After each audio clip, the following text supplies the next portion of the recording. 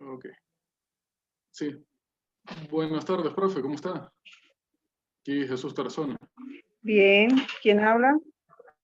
Ok, ya va Jesús un minutico que estoy pasando, tomando nota de los asistentes que están aquí en Ah, tranquilo. segundo.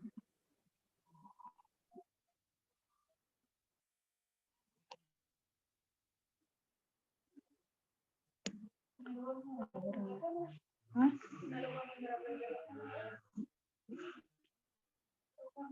Sí, claro. Abraham, ¿qué apellido será?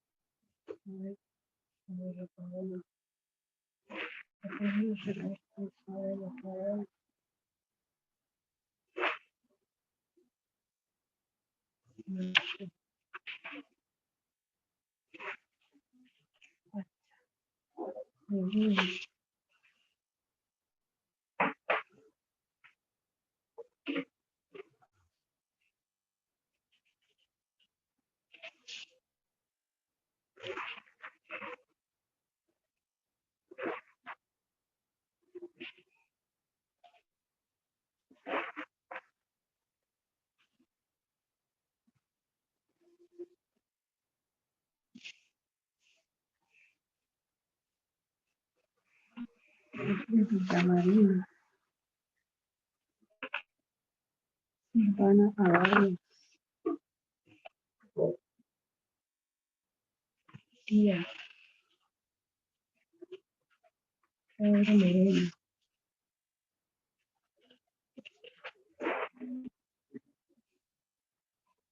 Costa Cárdenas.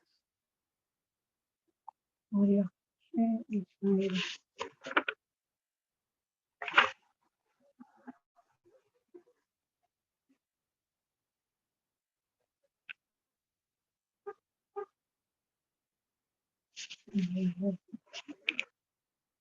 Ok.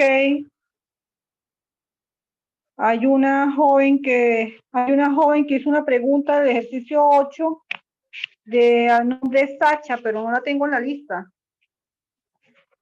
Por favor, activen los videos para verle las caras.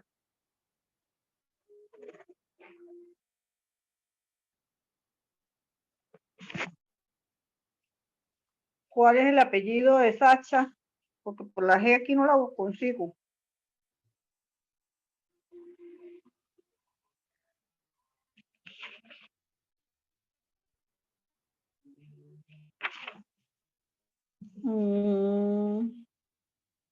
Ramírez, tu primer apellido es Ramírez.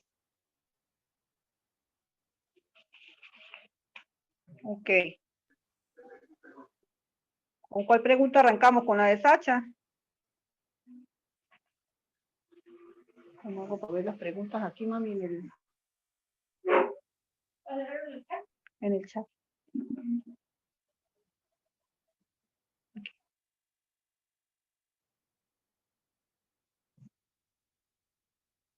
Ejercicio número 8. A ver.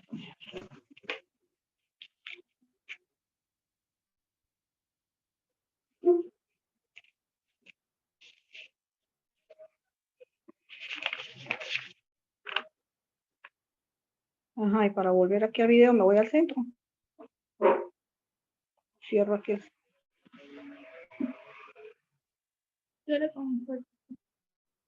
Ok. Sacha pregunta que por qué en el ejercicio 8 no se toma en cuenta el préstamo, ¿ok? En la determinación estamos mandando a determinar el costo, ejercicio número 8, el costo por parcela y la utilidad de la parcela vendida, ¿ok? ¿Qué es un préstamo, jóvenes? Es una cuenta de costos, o de ingresos? Un pasivo, profe. Sacha. Es un pasivo. Y cuando estamos hablando de impuestos sobre la renta, ¿cuáles partidas son las que tocamos? Las de activos, Las porque nominales. son a las que se le puede grabar, ¿no? Los ingresos, los ¿Cuáles costos. son las que tomamos? Las del estado de resultados. Nominales. Ingresos, costos y gastos. Ajá. Entonces, ¿qué pasa con el pasivo? El pasivo dice, para comenzar su proyecto de urbanismo, la empresa solicitó un crédito hipotecario sobre el terreno de 2.000 millones al Banco Táchira a 5 años al 30% fijo. En las fórmulas que tenemos para el cálculo de la parcela, en ninguna parte está que los intereses forman parte del costo. ¿Los intereses van a formar parte de qué? Otros ingresos. Los gastos. Profe, los Están intereses. claritos los contadores, otros ingresos no. ¿Qué son los intereses de un crédito? Cuando tú pides un crédito en la empresa, que los intereses que son para ti, ¿un ingreso o un egreso? Un gasto Eso no está financiero. clarito. Es un, Sí, es Gasto. no es un ingreso, sería un un gasto, ¿no? ingreso. Un gasto Porque porque debe intereses de cumplir mora con la o obligación. ante otro ente. Sean de Un ingreso mora, para sean intereses de cumplir mora, o sean con intereses de financiamiento, Un gasto. es un egreso, es considerado un gasto financiero, van en el estado de resultados en gastos, no forman parte del costo de la un parcela, egreso. ¿ok? Por eso que no se tomó en cuenta. Otra pregunta. Profe, yo tengo una pregunta. Buenas tardes, Eliana Castro. Tengo la cámara dañada, estaba con el teléfono, por eso es que aparecía 2 veces. Pero tengo una pregunta Ok. con respecto al máximo acreditable. Porque es que habíamos quedado cuando nos vimos en clase, era que si el monto del exterior excede al máximo acreditable, se le resta el monto del exterior al máximo acreditable. Pero tengo la duda, o sea, se hace esa resta, pero ¿y eso se aplica al impuesto sobre la renta o qué se hace con eso? ¿O es solamente, o sea, entiendo esta pregunta teórica, pero no sé qué haría luego de esa resta, pues? Si se lo tengo que restar al impuesto. Como que pregunta teórica. Nosotros vimos, O sea, nosotros vimos algo yo pasé un ejercicio de renta mundial, me parece. No fue así. sí, claro, los 2 primeros, pero pero en los 2 primeros no ocurría este caso de hacerle la resta del máximo acreditable. Por eso es que tengo esa inquietud, pues. ¿Qué es el máximo acreditable? ¿Qué es el máximo acreditable? ¿Qué es? Me dejan, por favor, que conteste la persona que está haciendo la pregunta. ¿Qué es el máximo acreditable? ¿Qué has entendido tú por eso? Que es el máximo que se le puede grabar impuestos, o sea, desde ahí ya no, en Venezuela, que está en el artículo 2, que en el párrafo. Grabar impuestos, no. No. El máximo acreditable es el del impuesto que tú pagaste en el exterior por el enriquecimiento que obtuviste en el exterior, ¿verdad? Tú pagaste un impuesto en el exterior, en ese país, X país, el que sea. ¿Ok? Tú obtuviste un enriquecimiento y pagaste un impuesto sobre la renta en ese país. Tú ese enriquecimiento que obtuviste en el exterior lo vas a grabar en Venezuela porque forma parte de tu renta mundial, ¿verdad? Entonces, ¿qué dice el artículo 2 de la ley? Que te permite de ese impuesto que tú pagaste afuera, tú puedes cruzar el impuesto que te va a dar a pagar a ti sobre ese mismo enriquecimiento. Pero no es sobre el enriquecimiento solo extraterritorial, porque aquí vas a grabar la renta mundial, que es el territorial, más el extraterritorial, ¿verdad? Y que antes de hallar el máximo acreditable, ¿qué tenemos que hallar primero? El porcentaje de acreditación.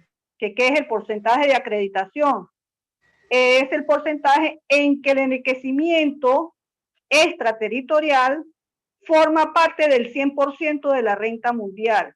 Ejemplo, si la renta mundial son 100 millones de bolívares, de los cuales 60 son territorial y 40 son extraterritorial, ¿verdad?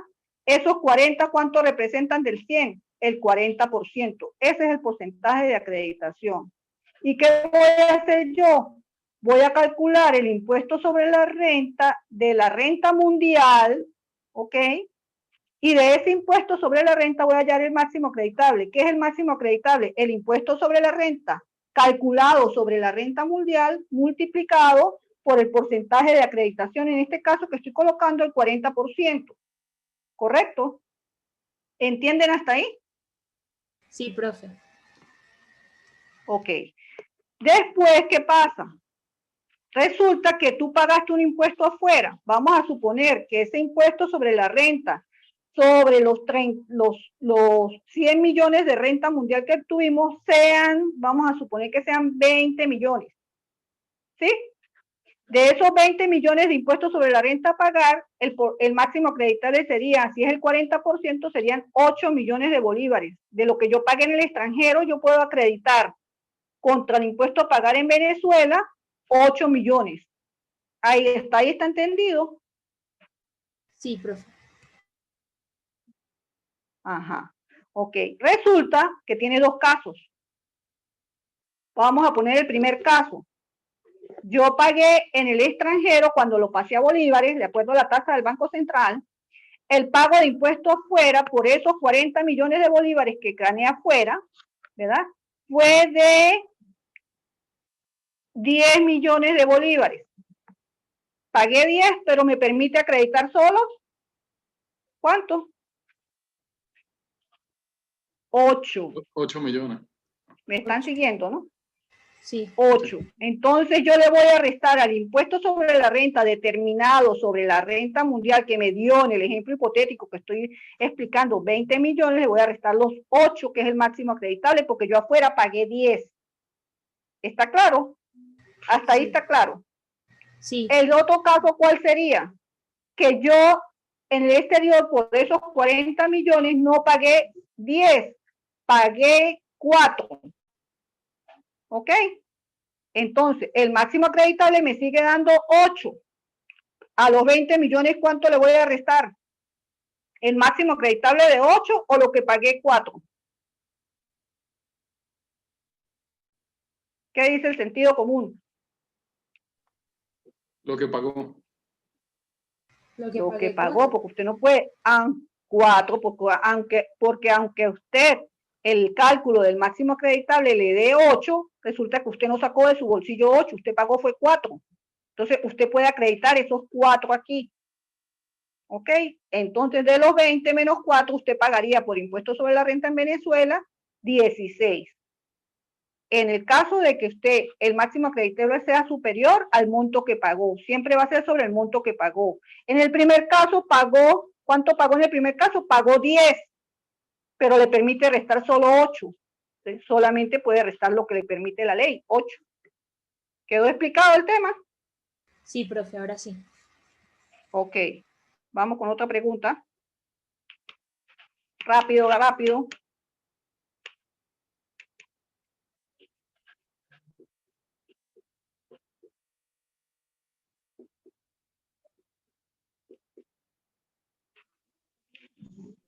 Profe, voy a aprovechar yo para hacer una pregunta. En el artículo 23 de la ley, parágrafo 7º, los costos y deducciones comunes. Okay. Parágrafo 7º, costos. Ajá, dime. Es que no me queda claro lo que significa ese parágrafo. Es decir, ¿cuáles son los costos y deducciones comunes? No sé si fuese más sencillo un ejemplo práctico como para comprender en qué casos es que yo voy a hacer ese prorrateo, por así decirlo. Es un prorrateo, efectivamente es un prorrateo. Los costos y deducciones comunes, perdón, artículo 23 de la ley, parágrafo 7º. Lo voy a leer.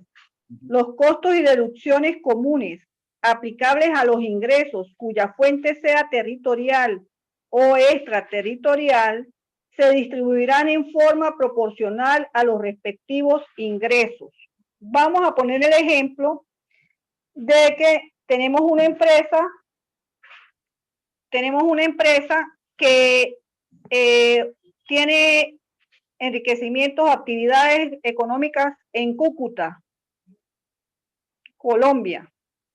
Y tiene su sede principal en San Antonio del Táchira. Casi que lo mismo, ¿verdad? ¿Sí? ¿Me siguen? Ok. Entonces, es posible, un ejemplo puede ser, yo tengo como estamos vecinos, estamos en el caso fronterizo, yo puedo tener la base de operaciones principal administrativa en San Antonio del Táchira que maneja las dos, ¿ok? Las dos actividades, la de Cúcuta y la de Venezuela. ¿Me van siguiendo? Por lo tanto, yo puedo tener costos o gastos, ¿verdad? Que sean comunes para las dos actividades. Ejemplo, los honorarios del contador. El contador lleva las dos contabilidades y yo le pago en bolívares en Venezuela. Entendí. ¿Sí? Entonces, ¿qué voy a hacer yo? Ese costo lo tengo que prorratear para las dos actividades. ¿Sí? No lo puedo meter solamente en la actividad territorial, aunque la esté pagando aquí. Porque es común a los dos tipos de ingresos. Entonces, ¿qué me está diciendo la ley? Que yo prorratee de acuerdo a la cantidad que representa el ingreso. Tranquila, es la señora. A la cantidad que significa el ingreso. Volvemos al ejemplo anterior. Eran 60 millones territorial y 40 millones extraterritorial. El total de la renta mundial sería 100, ¿correcto? ¿Me siguen? ¿Me siguen? Sí. Correcto. Ajá. Entonces, si yo tengo un gasto por honorarios al contador en Venezuela por, vamos a poner los mismos, vamos a poner 10 millones de bolívares, ¿ok? De esos 10 millones de bolívares yo voy a meter como gasto por honorarios para la renta territorial 6 millones y para la renta extraterritorial 4. Eso es lo que me quiere decir, que lo voy prorrateando de acuerdo a cómo participe los enriquecimientos de territorial y extraterritorial en el total de la renta mundial. ¿Quedó claro, Bran?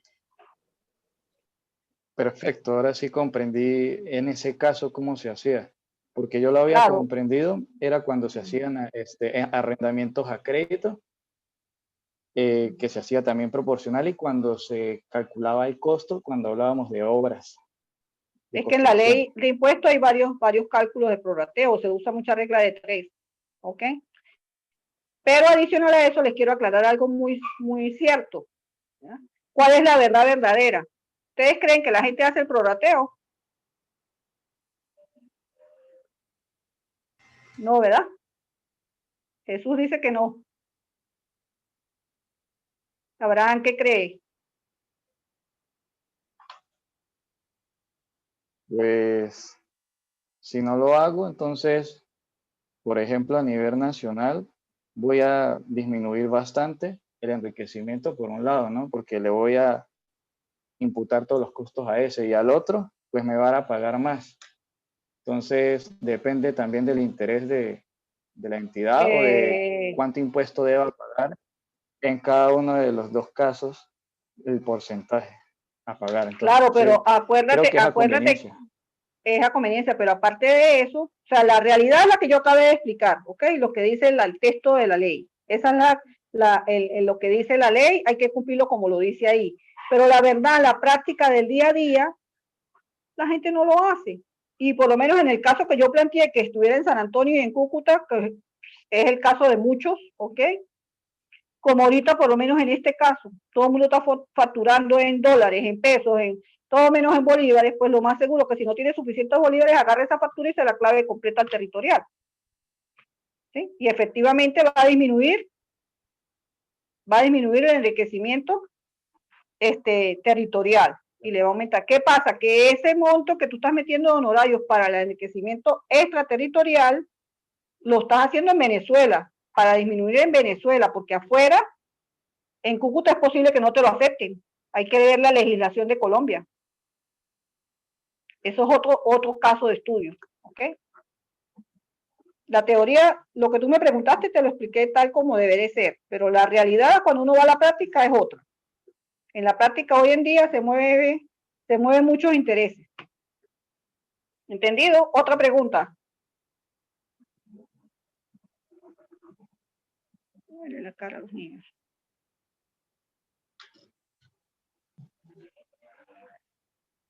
No veo los videos activados. Todo el mundo presente y no veo activados los videos. María Bolaños. María Molina. Una que dice me encanta Díaz. No sé quién será me encanta Díaz. Oscar Esteban. Pregunta. Duarte Daniel. Sí, profe. Bueno, Ajá. de nuevo, Jesús Tarazona. Por cierto, aquí está la compañera Melanie Rivera. Aquí estamos. Melanie. Sí, sí, él también tiene la cámara activada para escuchar, preguntar. Ok, dime. Sí, mi pregunta iría con respecto al artículo 26, numeral 4. ¿De la ley? De la ley, sí, de la ley de impuestos sobre la renta.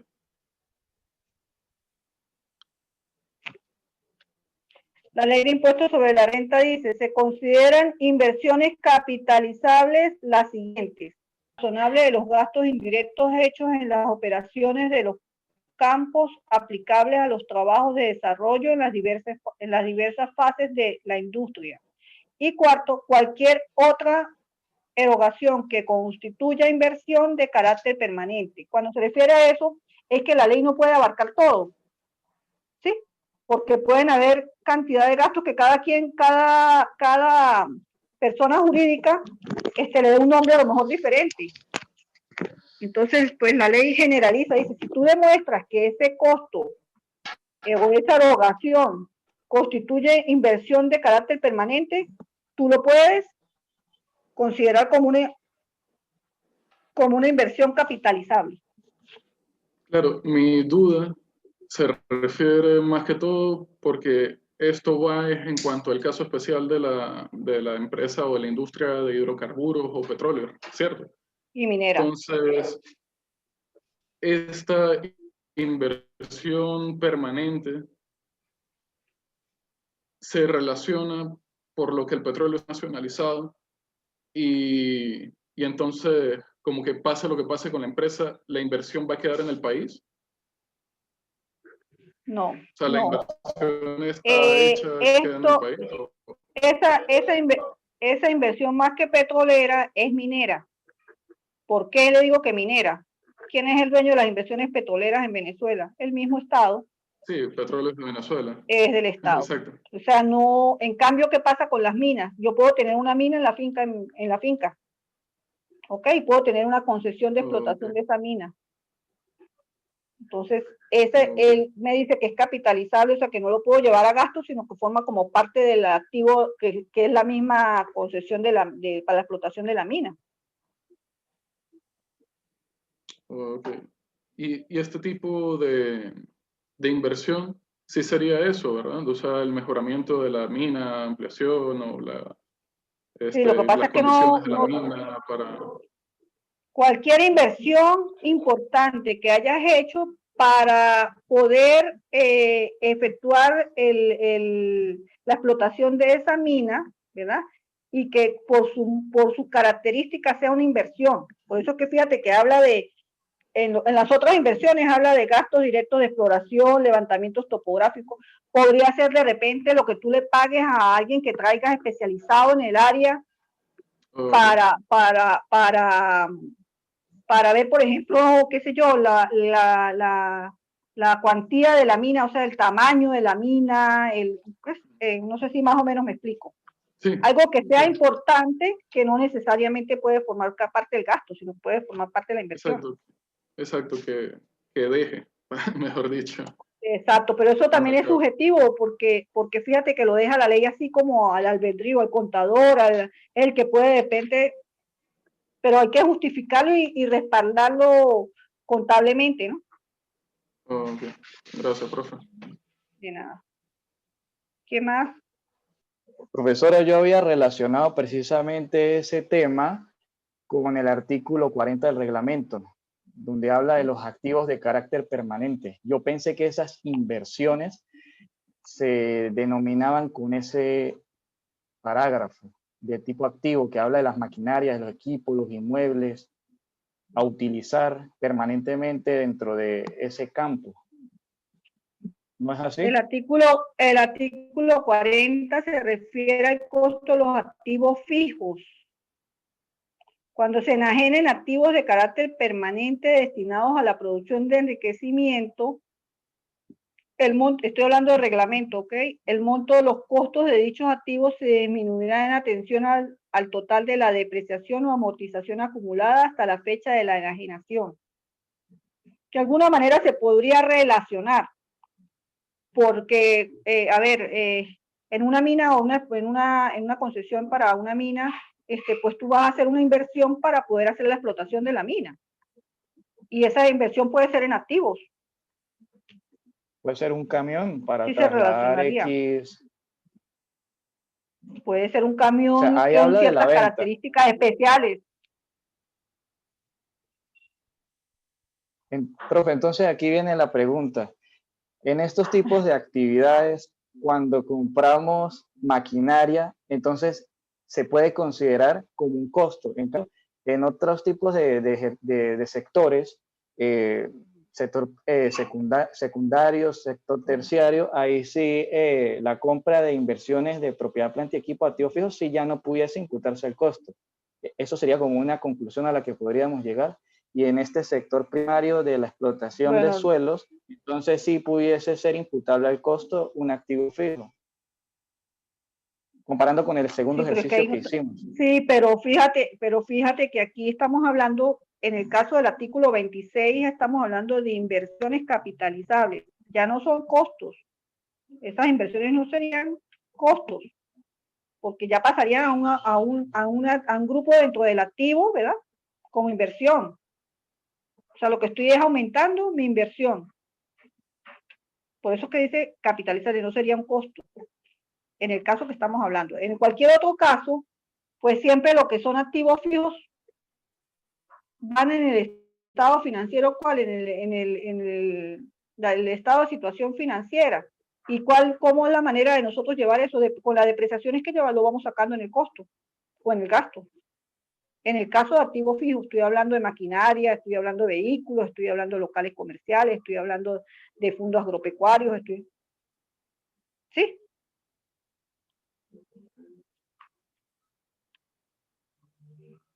Porque además estas inversiones capitalizables no me dice tampoco que si es solamente en el sector primario. Claro, ¿qué pasa en el sector primario? En el caso de las concesiones mineras, no van a ver, porque la concesión minera sale a nombre de Pedro Pérez o Pedro Pérez Compañía Anónima. ¿Sí? No, eso no es trasladable. Yo lo que puedo hacer son contratos para la explotación, o sea, es un tema bastante especializado. Sí, bueno, la verdad me tenía bastante confundido porque es que como no llegamos a hacer un ejercicio de tal índole, entonces yo no visualizarlo prácticamente. Por ejemplo, tenemos los ingresos de explotar alguna mina. Entonces, en sí, ¿qué le vamos a restar? Unos costos. Esos costos son de las inversiones capitalizables. Entonces, ahí fue donde yo me confundí porque hay cuatro tipos de inversiones capitalizables. Y hay dos que se registran por agotamiento y las otras dos se registran por lo que es depreciación y amortización. Pero para las dos primeras hay bases distintas. Entonces ahí fue donde me confundí las bases que se utilizaban para determinar los no son las que están en el reglamento de cada una de esas. Sí, bueno, con eso no lo pude ver tan práctico. Pues fue muy claro, teórico, pero yo no hago, muy denso.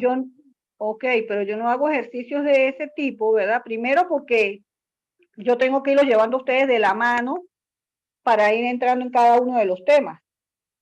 Si ustedes se dan cuenta, los ejercicios que están haciendo, algunos eran demasiado sencillos. Los otros, bueno, algunos, pero son ejercicios que están apegados estrictamente a como lo va diciendo la ley o el reglamento, ¿no? ¿Qué pasa con las minas y el área petrolera? es un sector, es grande en extensión y a lo mejor es grande en volumen de dinero, pero esas empresas ya están, en el caso petrolero, es PDVSA quien se encarga de eso, ¿sí?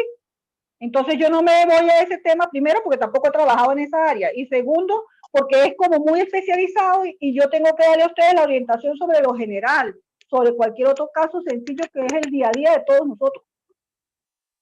¿Me explico?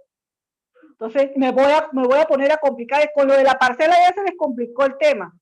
Ahora si me pongo a meterme con las minas y el área petrolera, no tenemos cuántos. ¿Sí o no? Mañana va a preguntar mucho de esos artículos de hidrocarburos y minas. No, yo no voy a preguntar sobre lo que, o sea, tampoco tiene sentido que yo, o sea, eso sería mala intención. Yo soy malintencionada, pero no tanto. Es que ya lo he leído como 5 veces. No, porque realmente son casos muy aislados. O sea, ¿cuántos profesionales egresados de la Católica están en el área de petróleo y cuántos están en minas? Yo creo que no llegan ni a 20. En cargos donde puedan tomar decisiones. Puede ser que haya más en otros cargos, ¿ok? Pero en el área como contadores o como...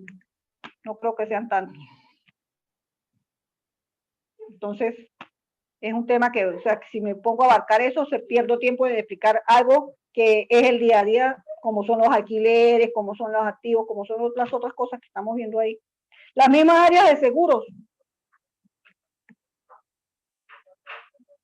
También es un tema que tampoco es que hay muchísima gente en esa área. Hay gente trabajando en el área de seguros, pero pendiente de cuáles son los ingresos y los egresos de las empresas de seguros.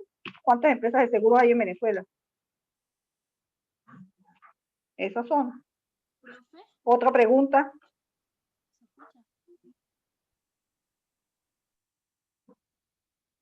Profe, Laura. me surgió ahorita Dime, una ¿quién duda. habla? Estaba Eliana otra vez. Mi video está en otro perfil. Profe, me surgió una duda leyendo ahorita lo del artículo 27. Sé que es de ingresos brutos, ya lo vimos, pero releyéndolo me surgió la duda. ¿El artículo qué? ¿27? 27, sí. Del reglamento de la ley de impuestos. El artículo... el reglamento. Sí, porque la ley no va. Dime. Cuando dice al realizarse el pago a la cuenta de capital e intereses. Dice, se debe determinar cuánto de esa cuenta cantidad corresponde al capital y cuánto a los intereses. Y dice que si no lo indica, se tomará por intereses. Eso me confunde, la verdad. O sea, ¿cuál? Ajá. Cuando usted va a pagar una cuenta de capital, ¿qué está pagando? Estoy pagando...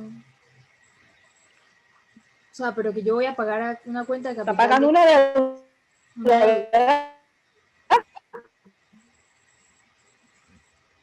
¿Cómo? Ajá, ¿qué está pagando? Una deuda. Yo pago porque debo, si no, no pago. ¿Correcto? Sí. ¿Qué es lo que me quiere decir? Que cuando tú tengas una deuda y esa deuda tenga intereses, te estén cobrando intereses, tú cuando pagas, tienes que discriminar cuánto estás pagando de capital, si le estás abonando capital, si el pago es solo de intereses, ¿verdad? Y si tú no explicas nada, la ley que asume, la ley asume que lo que estás pagando son intereses. Ajá. ¿Y qué es lo que grava la ley? Los intereses. Para ti, para el que paga los intereses sería un gasto y para el que lo reciba se transforma en ingreso. ¿Sí? Por lo tanto, si es un ingreso, está pechado por la ley de impuestos sobre la renta. Sí. Gracias. Y la ley te lo está diciendo, que tú tienes que discriminar que estás abonando a capital. Si estás abonando a capital, estás abonando, en tu caso, que es la que está pagando, estás abonando a una cuenta por pagar, un pasivo. Para el que lo está recibiendo un abono a una cuenta por cobrar. Y los intereses que está cobrando porque se demoró en el pago, porque se pasó de los 5 días o de los 10 días o lo que sea, entonces esos intereses forman parte del ingreso de la persona que dio la plata o facturó, porque no necesariamente es que dio plata, pudo haber dado un bien. Yo vendí un bien y la condición es que me lo paga de contado y si lo quiere a crédito me tiene que pagar intereses. Claro, eso es una economía normal, ¿no? Ahorita, ¿qué pasa? Ahorita pasa eso. No, ahorita no. Gracias, profe. Me aclaró otra duda que tenía con esa extensión de intereses del artículo 14. Con esa respuesta ya me aclaró las dos dudas. Gracias. Ok, chévere. ¿Qué más?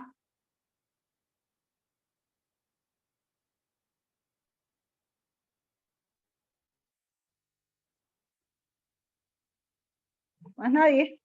Todos están claritos, han estudiado mucho. Profe, yo tengo una pregunta con el artículo 38 del reglamento en el ejercicios? parágrafo primero.